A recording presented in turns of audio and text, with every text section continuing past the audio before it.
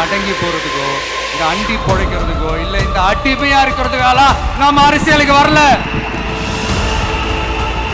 என் மண்ணுக்கும் மக்களுக்கும் யார் என்ன தீங்கு செஞ்சாலும் அதை எதிர்த்து அவங்க கிட்ட இருந்து நம்ம மக்களை பாதுகாக்கிறதுக்காக தான் நம்ம அரசியலுக்கே வந்திருக்கிறோம். அதனால என் நெஞ்சில் குடியிருக்கும் தோழர்களே, தோழிகளே, உங்களோட நான் இருக்கேன், நம்மளோட நம்ம மக்கள் இருக்கிறாங்க. இதுக்கு மேல என்ன வேணும்? கான்பிடண்டா இருங்க, நல்லதே நடக்கும், வெற்றி நிச்சயம்.